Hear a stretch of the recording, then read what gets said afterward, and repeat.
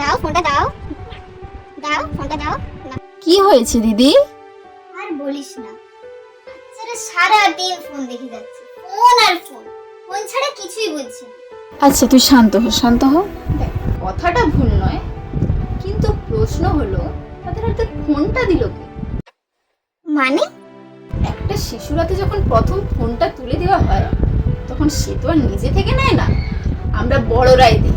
কখনো খাওয়ানোর জন্য, কখনো চুপ করানোর জন্য, কখনো আবার নিজের একটু সময় বের করার জন্য। আমাদের ছোটবেলাটা তো এমন ছিল না।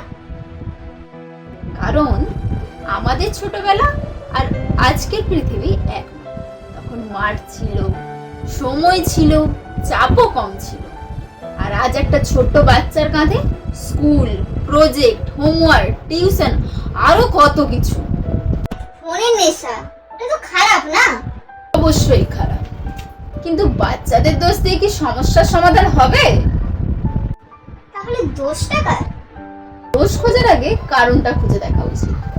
একটা বাচ্চা যখন সারাদিন ব্যস্ততার মাঝে বড় হয় তখন তার সঙ্গে গল্প করার সময় কমে যায়, যখন খেলাধুলার জায়গা কমে যায়, তখন সে বিনোদন আর সঙ্গ খুঁজে নেয় ফোনের মধ্যে। আমরা বলি আমাদের সময় কত ছিল, কিন্তু কখনো কি ভেবে দেখেছিস এই সুন্দর সময় আমরা কি বাচ্চাদের দিতে পেরেছি?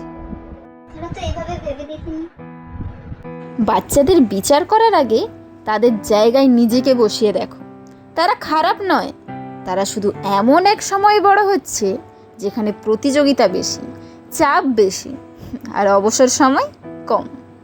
তাহলে এখন আমাদের কি করা উচিত? অভিযোগ নয়, বোঝা উচিত। বকাঝকা নয়, সময় দেওয়া উচিত। কারণ একটা শিশুর সবচেয়ে বড় প্রয়োজন দামি ফোন নয়, তার বাবা মায়ের একটু সময়, একটু ধৈর্য আর অনেকটা ভালোবাসা।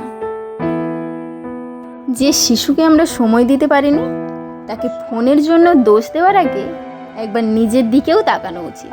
কারণ শিশুরা নিজেদের পৃথিবী তৈরি করে না, আমরা বড়রাই তাদের পৃথিবী তৈরি করে দিই।